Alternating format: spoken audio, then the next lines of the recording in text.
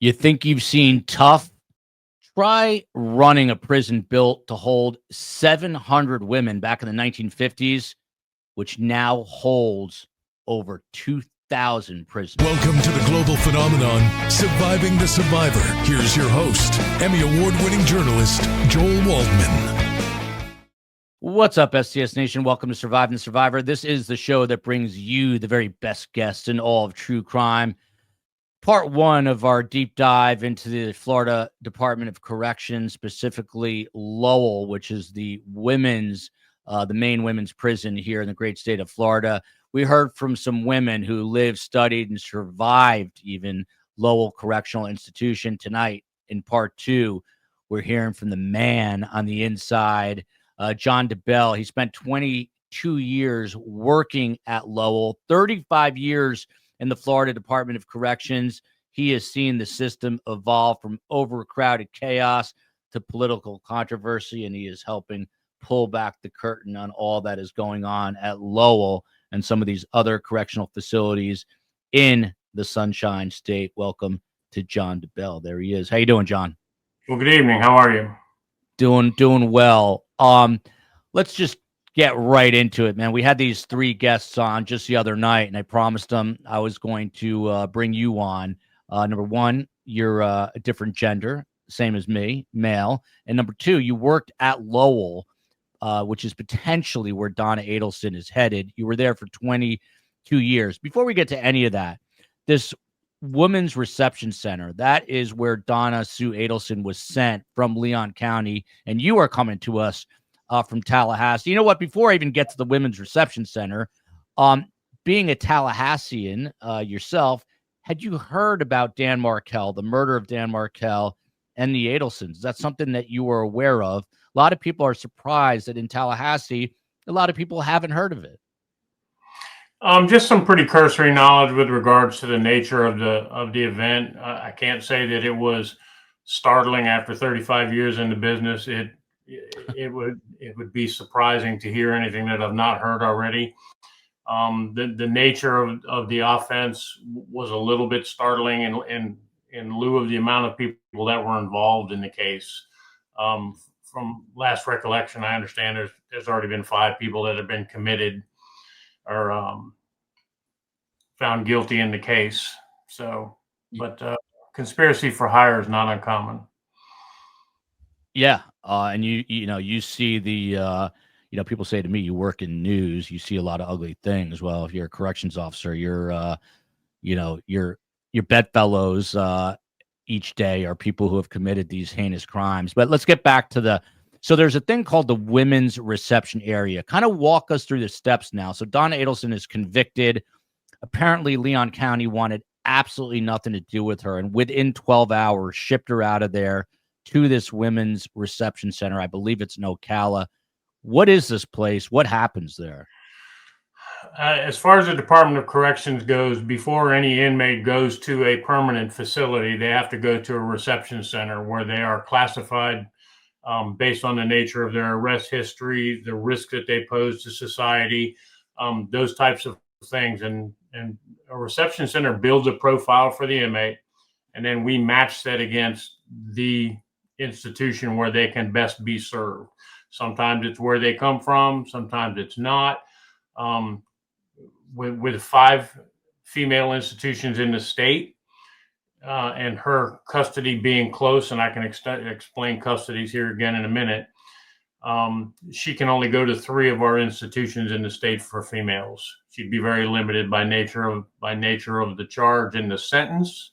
So besides Lowell, because her defense specifically asked that she be close to her husband in Miami. Someone told me that there is a facility in Homestead, which is south of Miami. Is that really the only other possibility for her? No, she could be a permanent resident at Florida Women's Reception Center, which happens to be directly across the street and adjacent to Lowell in Ocala. They are, you can throw a rock from one to the other. And then Homestead, which is directly across the street from Dade CI, a male institution down in Miami. And in terms of, difference in the harshness of serving time, Is Homestead better than Lowell? Is Lowell better than the Homestead? Is the women's reception area better than both of them? Are they worse? How do they rank? I think it's kind of comparing an apples and oranges because, again, each institution has a different profile based on what they do and who they serve.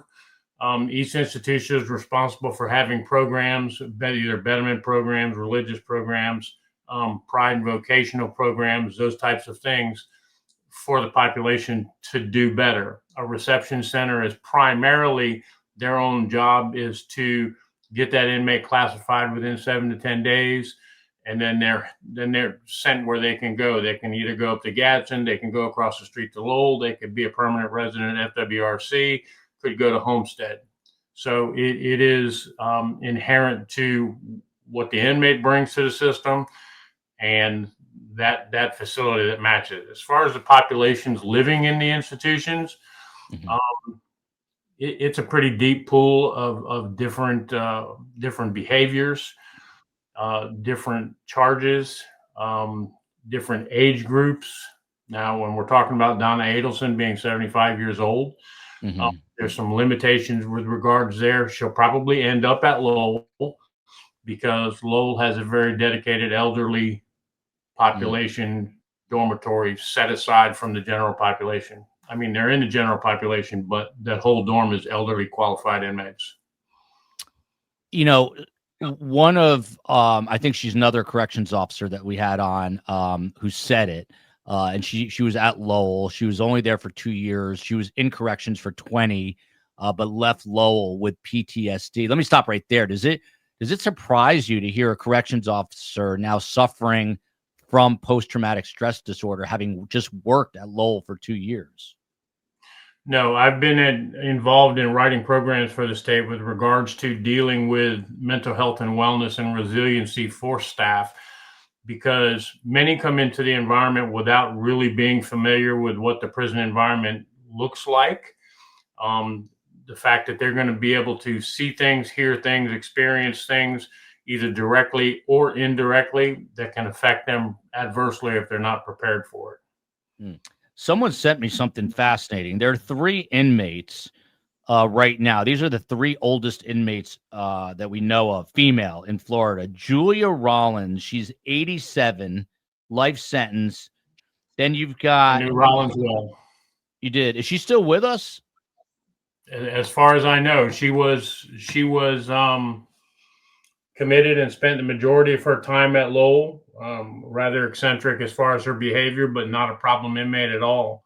Hard working, always where she was supposed to be at the right time, and just all she wanted to do is do her time. Wow. Eccentric, if I could ask, in what way? Like making funny faces, doing funny things? Nope. What? She was a little bit of a germaphobe.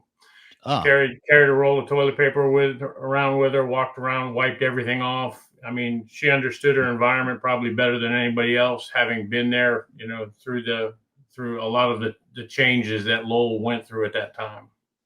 Another one, Anita with 2 N's, Kennedy, age 90, life sentence. She's been in since 1978. Do you know her? The name is extremely familiar, but again, 35 years, the names come and go. Some of them a little more notorious or infamous than the other ones are. Now, the third one is a baby in comparison. Her name is Ondina Williams, Ondina, 80 years old, life sentence. She's been serving since 1975. So the first one, 72. I'm 56. I was born in 69. So I was 3 years old. These women have been in there my entire life. John, how do you do that and stay sane? It's understanding your role in their lives and putting expectations out there with regards to safe, humane operation of the institution. It really is. I hear staff all the time telling inmates, "Inmate, you're in my world." No, staff have to understand the environment that they're working on, within to keep themselves sane and safe, and try not to take some of the things that they're going to see and hear home to their families. Now, what I will tell you is that the female population will exhibit behaviors that you'll never see at a male camp. Never, ever. It's just by nature of the beast. I wrote the program for the state in 1999 on dealing with the female offender. The title was Working with the Female Offender, Different, Not Difficult. And it was because staff would come in and not understand some of the behaviors that they were seeing from the female population. It's just, can you elaborate? Yeah. Can you elaborate? Like, what are the differences? They communicate much different than men do. They're brought up to be more physical, and on an institutional operations basis, you see, one consoling another with an arm around it, another inmate. Staff's first inclination is that's a homosexual activity, and it's not. That's the way they communicate. There are these things that they create by virtue of the fact that they're females, and that is that females process their time differently. When females go to prison, what they miss is their family. When men go to prison, what they miss is their freedom. So when females go to prison, especially for long sentences, what you'll see sometimes on the compound are what we call surrogate families or fictive families, where you have a group of 7 or 10 females, and there is a mother, there is a father, there is a grandparent and children within that circle that they depend on each other communicatively and affectionately until it's time to go home, and they protect each other very fiercely. Some of the other issues that females deal with is the issue of dependency. Some females were born and raised to not be good decision makers. It just didn't happen. So now you've been cast into a large population of other females, and the decision making, the dependency comes out on the way that they interact with staff. Everything from the way that they handle emotions, females being much more spontaneous, and extremely vocal, and they manipulate with their emotions differently than males do. Issues of privacy. Females are brought up to deal with issues of privacy of space, privacy of body, and privacy of property. I know, Joel, you probably won't just go into your wife's purse without a hall pass, I'm pretty sure. Correct. I need the permission slip. Can you imagine 144 of them in an open bay dormitory? Somebody is always in somebody's business, and it is a source of problems. But if we don't school staff going into that environment, those things get missed. Those behaviors and manifestations and behaviors get missed. Yeah. What is going to be that everything you just said is really fascinating. My mother, who's my sometime co-host, who's 86, should have brought you on Friday with her. She would have loved to talk to you because of the psychology involved here. But what is going to be the biggest difference for Donna going from Leon County, which you know very well, from the jail there, ultimately to her new home, if it's Lowell or elsewhere? What is going to be the most drastic change for her from jail to prison?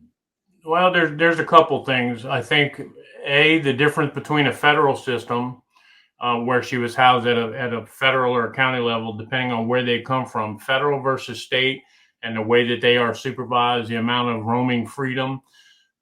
It is very shocking to walk onto Lowell's compound. I like to call it a college campus with a fence around it.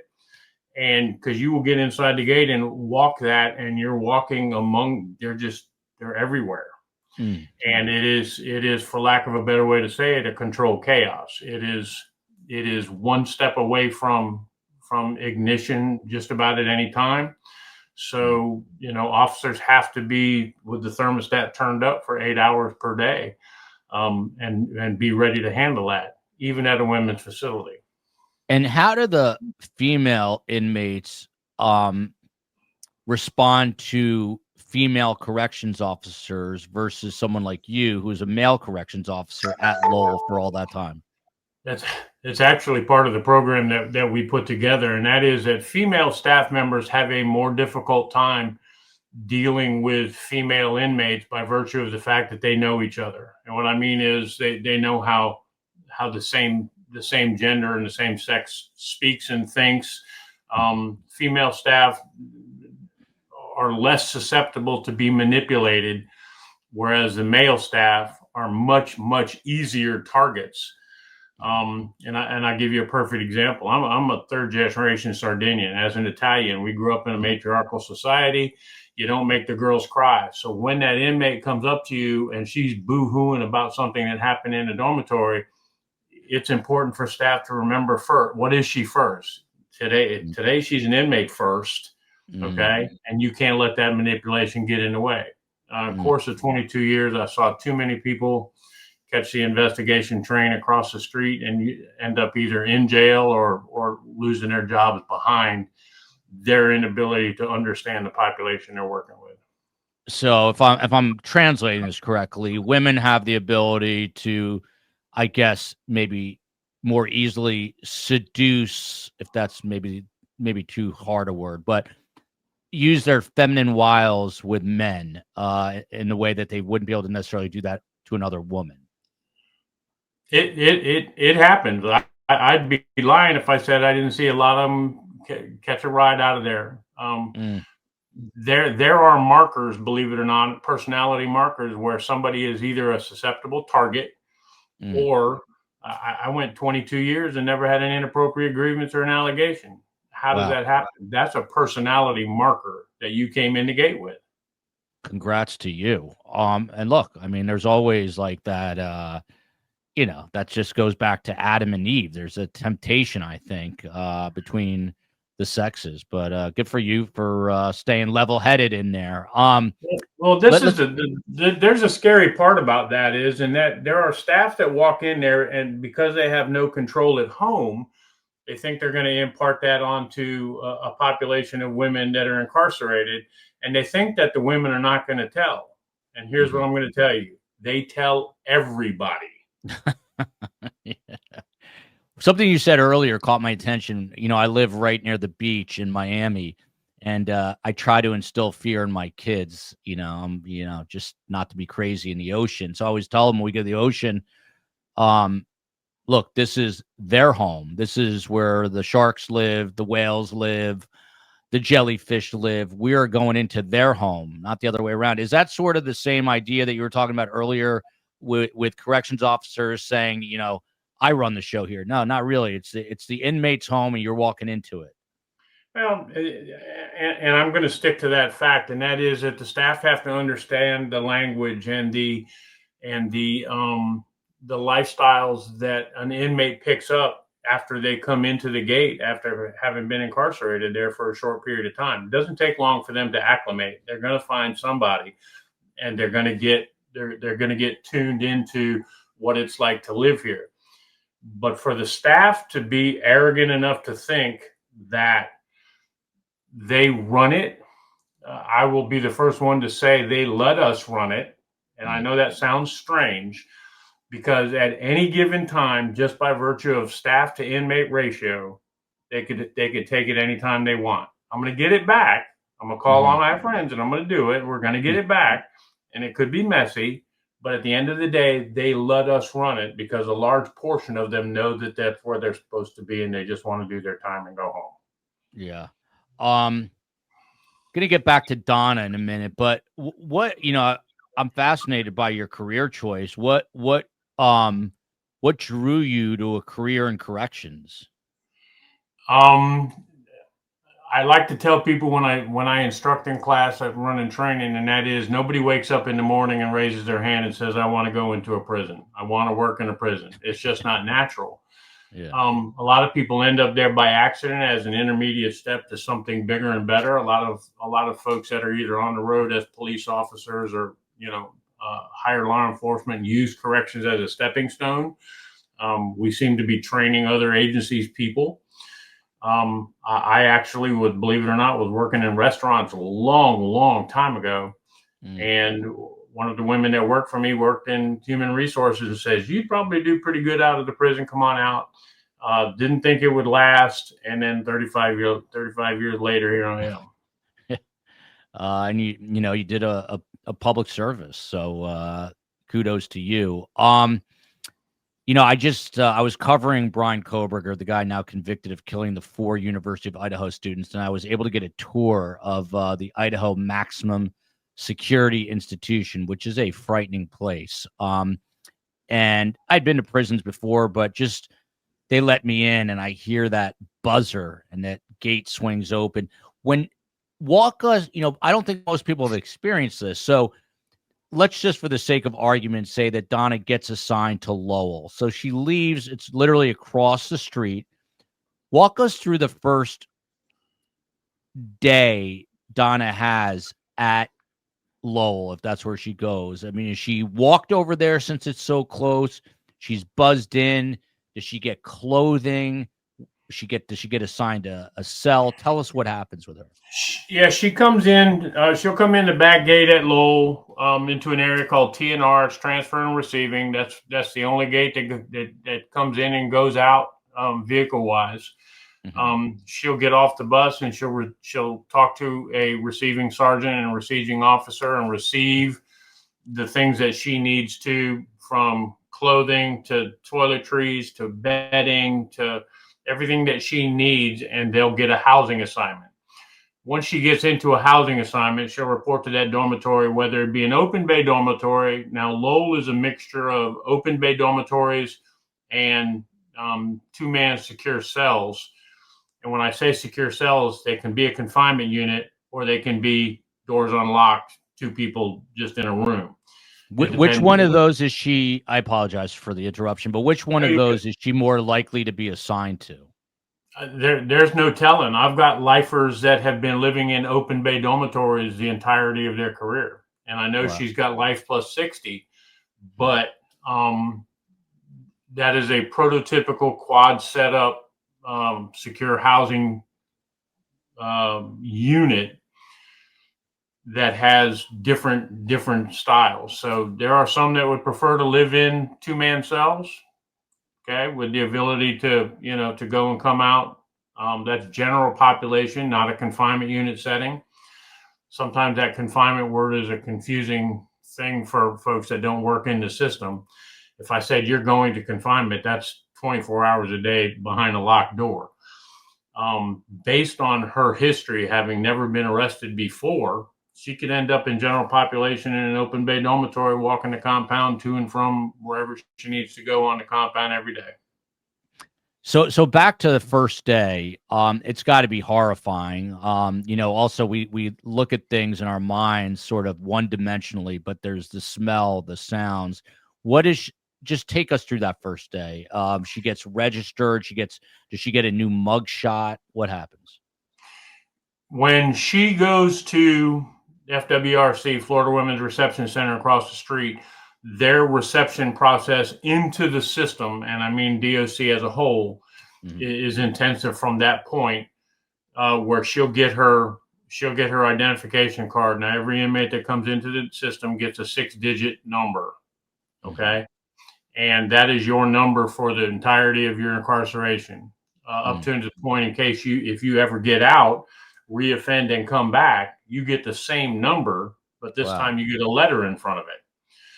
So the appointments that occur over at FWRC, from medical profiles, classification profiles, education testing, vocational testing, to find out what they need.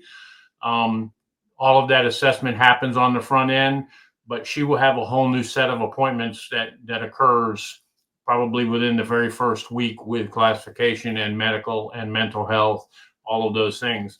The thing that probably falls apart, for lack of a better way to say it, within the first 72 hours is, oh my God, this is a life sentence. I've had some inmates that probably within 4 or 5 days of getting onto the compound, I had one that came in and she was 24 years old, got a 50-year sentence, and it didn't hit her until 4 days in, and she was screaming in her sleep and bedwetting and just behaviors where the trauma set in, and 50 years became a real number. So the mental health aspect and the assessments that go from that point on are pretty important to make sure that she's paid attention to. Now, the other nature that we had talked about was the high profile nature of the case. It caught a lot of media attention. Mm-hmm. That also plays a part on how she's received by the inmate population. Will all, as she enters, and let's again, for the sake of argument, say it's Lowell, will the inmates in there, the vast majority, know who she is because of the high profile nature? I mean, there's Dateline's doing another episode this Friday. Yeah, it depends on what they've been watching on TV. I've looked in the day rooms, and sometimes they flip the TV back from sports games to, The Voice or whatever is on. Yeah. Because there was not there was not a lot of real details into the nature of Mr. Markel's death. That crime may pass some of them by. It may not be as attention getting as, for example, I was worried when I was a classification supervisor there. We were prepared to get Kaylee Anthony. Mm-hmm. And if you remember that case, yeah, absolutely. The word on the compound from the inmates was, "You let her hit this compound, we'll kill her." Wow. She escaped death. I'm sorry, I didn't mean to interrupt you. No. I was going to say she escaped a certain death there. Well, she'd have gone straight to protective custody, without a doubt. And sometimes we do that for our own good by virtue of that could have ended up on assaults on her all over the compound, and we'd have been responsible for her safety ultimately. But there really is what they call honor among thieves. Inmates don't deal with pedophiles very well, sex offenders, even anything to do with children. The women population they can be brutal. That was my next question. Can the women be as vicious as the men? You hear that a lot of times. A pedophile goes into a male pedophile, he's going to get shanked in prison. Are the women as vicious potentially? They can be. It depends on the nature of the crime. If it deals with a child, or even her own did something resulting in the death of her own family members, something like that, absolutely can be. I will tell you, working with the female population will dispel any myth you have about female offenders being cleaner, less violent. Trust me, it happens. That's what I'm saying. We've got to do a good job training staff on what they're going to see different. And Donna Adelson, speaking of, special circumstances, would she be, I think it's going to hit her like a ton of bricks. I'm never getting out of here. That's the reality for her. Would she be on direct observation, otherwise known, I guess, as a suicide watch, where they're going to be watching her? That would be ultimately in response to any suicidal ideations, gestures, or attempts that she makes that are seen by staff. She would probably be watched pretty closely for the first few days, first week, until that sets in. Again, one of the interesting facts behind her is that she has no significant, I think, no arrest history prior to this offense at all. Yeah, in her words, she doesn't even have a parking ticket, in her words. Well, as a classification supervisor, I had an inmate sitting in front of me, and she was 77 when we received her. And I'll just say her first name. I said, "Mildred, tell me why you're here." She says, "Well, I got into an argument with my husband, and I reached into the nightstand and I got the gun out. All I wanted to do was scare him." I said, "Mildred, you shot him in the head and you didn't miss." And when I got into her arrest history, she never had a parking ticket. And now doing the rest of her life at Lowell.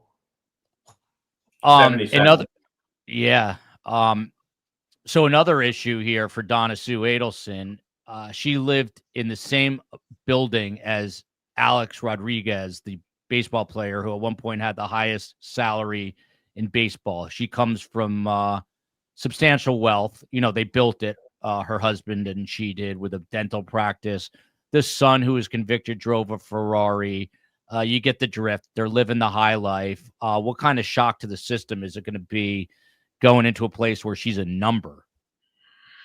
I would almost venture to say that a part of the population would target her for her money. And what I mean by that is inmates have bank accounts and a store to shop in, and they have all of those benefits. And I've watched inmates go through their career, some of them with 5 figures in their, in their canteen bank accounts, be very popular with those that don't have. There's the haves and there's the have-nots. She can't make herself ultimately, super comfortable just by virtue of the wealth. It'll sit on the bank. She'll never see cash because it is a cashless system. Everything's on your card. But her popularity could grow a little bit just by virtue, especially when they start to entice the wealth aspect. I mean, to people, it's interesting because her son used as his defense. It was that the Latin Kings gang were extorting the Adelsons, and it kind of got a laugh from the general public. But it'd be ironic. Is there a chance that she's extorted for her wealth? In other words, that she has to pay for security or pay for the canteen for others in order to, quote unquote, stay safe? A lot of people believe that street gangs and other security threat groups, like we used to call them in the system, are not present in the women's institutions, but they are. So to say categorically the answer no, I think that'd be a mistake. I think there's an aspect of the population that could see that as an opportunity to make themselves comfortable by saying, you take care of me, I'll take care of you. Yeah. I don't know if you're at liberty to divulge any of this, but I think when we spoke offline, you said that you have, been in the, that you have been in the company of some of the highest profile female inmates. Can you share any stories about any of them? What's that like? Had an opportunity to meet Eileen Wuornos when she was transferred from Broward and came up to Lowell prior to sending her up to Stark. I guess I'm just a study of, at what point did your cheese slide off of your cracker a little bit? Yeah. What was she like? She's the movie Monster with Charlize Theron. And by the way, we have a regular guest, Monica Jordan, who worked on her defense team as a private investigator. But what was she like? Crazier than a run over dog. Sometimes the way that she communicated was extremely disjointed. The last of her crimes actually occurred in Ocala, not far from where I lived in Marion Oaks. But historically, there was a lot behind what she did. She didn't cause a lot of problems, but she was very vocal. But based on the high profile nature of she had to be segregated. We had a pair of girls from the vampire killings, the Xbox killings.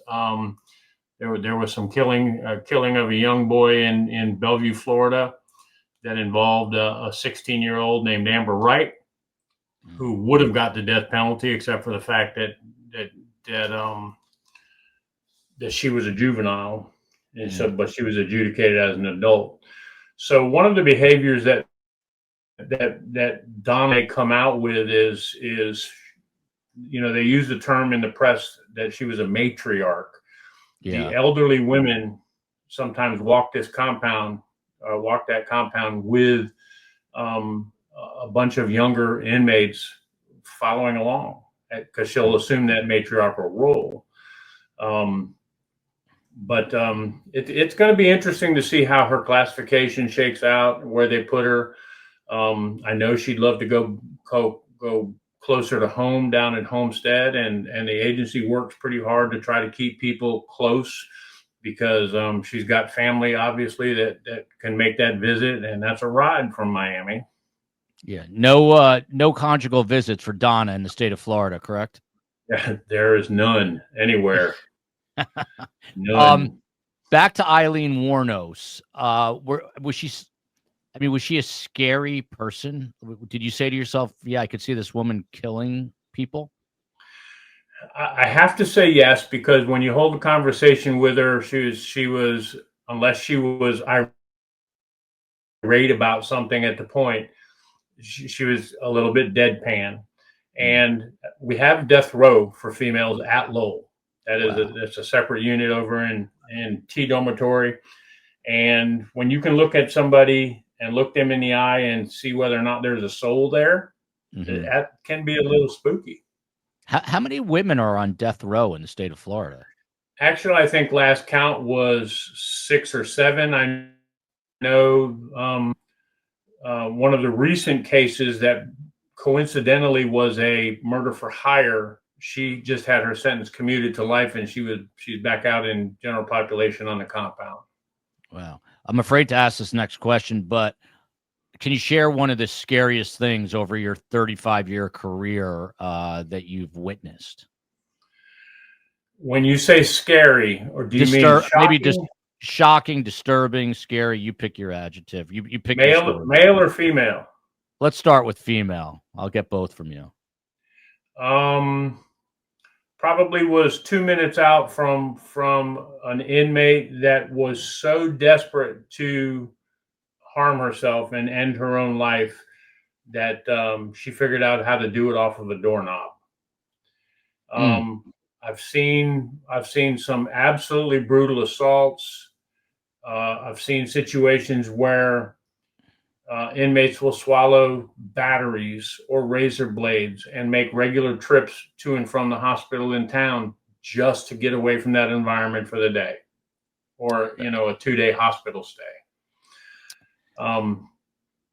That's incredible. I don't want to get too outrageous here, but you just reminded me. So I have a good friend here. I'll just go by his first name, John. And John is a real person, and he is a real urologist. And for those who do not know, he basically handles the male anatomy area. And he did a residency, I believe, or a fellowship at Tulane Hospital in New Orleans. And the stories he has about things that he has seen sewn into the male genitalia from prisoners.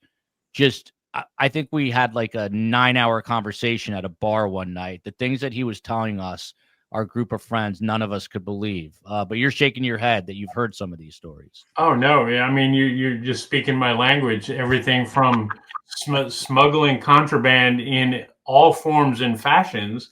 And you can imagine the differences between male and female population there. Some of the stories are just shocking, and again, if we're trying to improve staff health, wellness, and resiliency, mental health, and, PTSI is actually a term now, post-traumatic stress incident. I was 6 months in the game, fresh out of the academy, enjoying a career, loving my job, when I watched an inmate throw his head under the rear wheels of the milk truck with a suicide note in his hand. Nobody preps you for that, and then the collateral damage after that, unless it's recognized and talked about, can result in bad behaviors. Yeah. I mean, has that had, we had this other corrections officer that has PTSD. I mean, you seem like a very, unlike myself, you seem like a very well-adjusted, good demeanor. But has any of this, does it impact you day to day now? Absolutely. Joe, what I will tell you, and one of the topics in my Mind Shift program, is the fact that we have a tendency in this business to normalize the behaviors that we see and the effects that it has on us. I am, after all of this time, working both in uniform and out of uniform and in administration and the executive level. I'm a broken toy between hypervigilance like nobody's business. If I said, let's go out and buy a new car, and I said, I'm looking for a Ford Focus, when you're vigilance is good, hypervigilance is awful, because you're that guy with your back to the door watching the exit. Oh, that guy's got tattoos, he must be a gang member. And everything is hypervigilant, focused, even off duty. So if you go to a restaurant now, you're sitting kind of facing the entrance, looking at who's coming in, who's going out, because I know a lot of law enforcement. Yeah, absolutely. And then the fact that you're going to run into these folks, believe it or not, that 92, 95% are getting out someday, and they're coming to a neighborhood near you. They're going to be waiting on you in Steak and Shake and standing next to you in Walmart. And you know, that when you're picking up the kids in the car, that's them in the car behind you.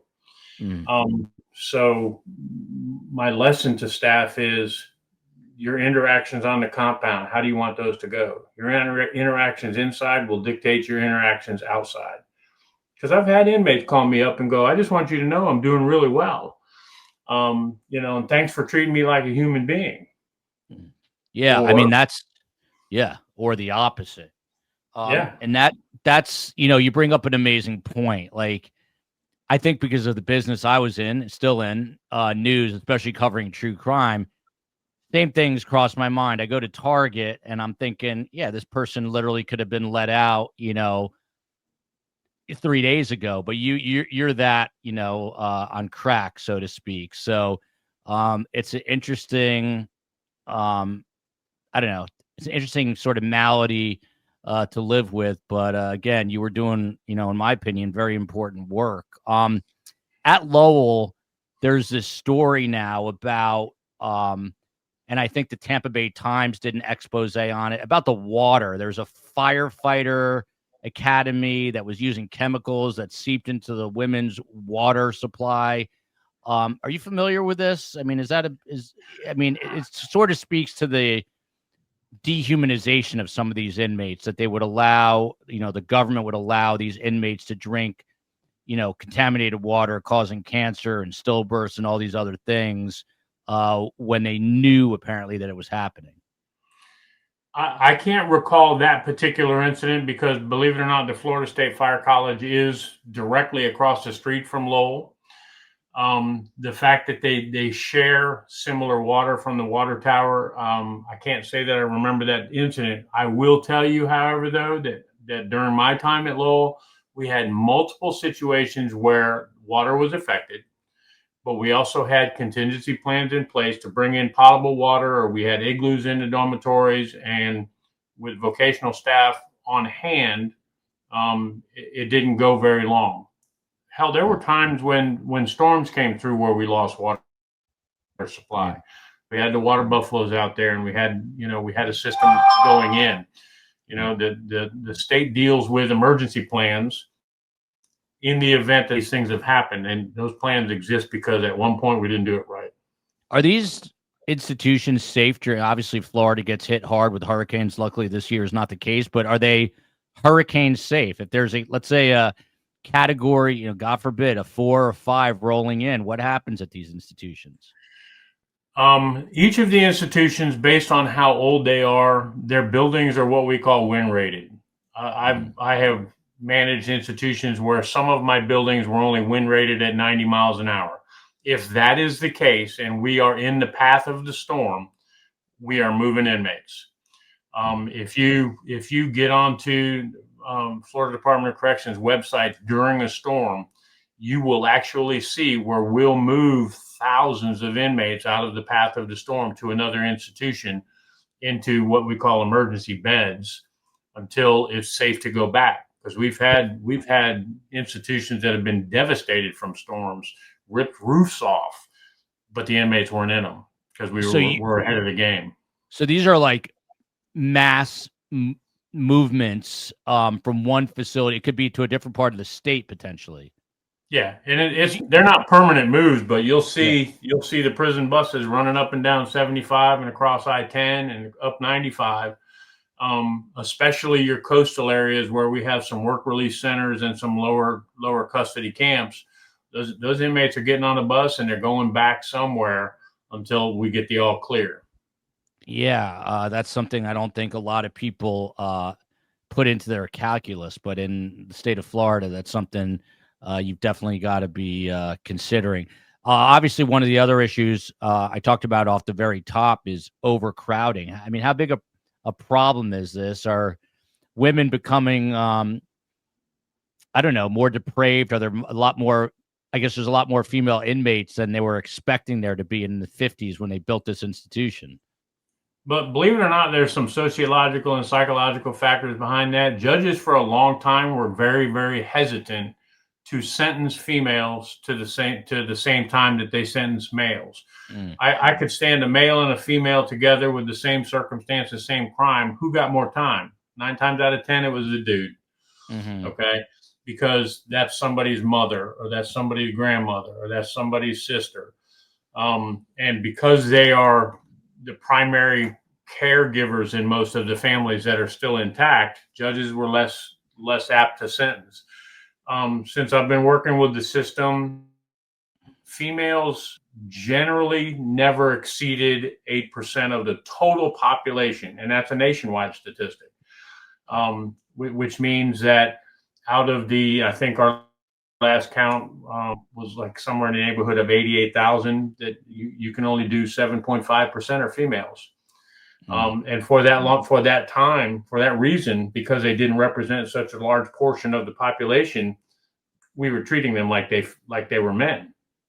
In other words, they ate the caloric content in the chow hall and stuff like that. So it's not a huge population. That's why we've only got those 5 facilities that deal with women. Speaking of calories, one of the things that Donna Adelson herself admitted in court in Tallahassee was that she had put on 1/3 of her body weight in jail because of the high carb diet. Couple that with what Phil Markel, the father of Dan Markel, said at his victim impact statement. He said, he was quoting something in the Jewish tradition, and said that I want her, or hope that she lives to 120, because he obviously wants her to experience prison. With this high calorie intake and the lifestyle that they're living inside the confines of these prison walls, someone like Donna Adelson, she happens to be pretty fit, I think, but at 70, she's going to be 76, I believe, in February. What kind of life expectancy do you think she has in a place like that? I've seen some go. I think longevity is a genetic thing. We can damage it one way or another. The females do, I want to say, as of probably 1999, 2000, now run a different menu than the males do. It's a little more balanced for the female nature, because like I said, we were feeding the females the same as we were feeding the males, and then they were representing 35, 40 pounds extra weight for short periods of incarceration by the time they went home. Yeah. But you have money in your canteen. There's nothing stopping you from honey buns and ramen noodles and all of the other things that are in there. So it's kind of give and take there. What's the best candy in the canteen? Like a Reese's. Can you get Reese's peanut butter cups in there? Yes. Skittles are very popular because they use them for other reasons. Well, like they use makeup. that for like makeup and stuff with the dye. Yes. Yeah. I have seen, actually, some of the inmates have put out female cookbooks. You'd be amazed at what they can do with some honey buns and some Cheetos and full-blown cakes, and it's just amazing. It's never the same day twice, ever. Wow. So with Donna Adelson, there's a unique problem. The quote unquote middle woman in this whole scheme, in this conspiracy, her name is Katie Magbanawa, and she's actually housed at Lowell right now. And because of Donna Adelson's now conviction in this murder for hire plot, there's probably reason for Katie Magbanawa to want to exact some revenge. So there's been talk. Are they going to need to be separated from each other? Classification has a process in place. It's called a special review, which means if there are circumstances wherein one or both of them could be impacted by the other's presence, there is a flag put on the file that says Donna will never live at the same facility as this other woman, so they won't cross paths. Not having known that, if she is already at Lowell, Donna may not go there. There you go. So it wouldn't be enough to put them in different units, like they would like them at separate institutions. Yeah, if they're in general population, pardon the way I'm going to say this, it's like free roaming cattle. I mean, they are out there on the compound, on the rec yard, or in the quad, or in church, or in education. They can't be avoided. So the special review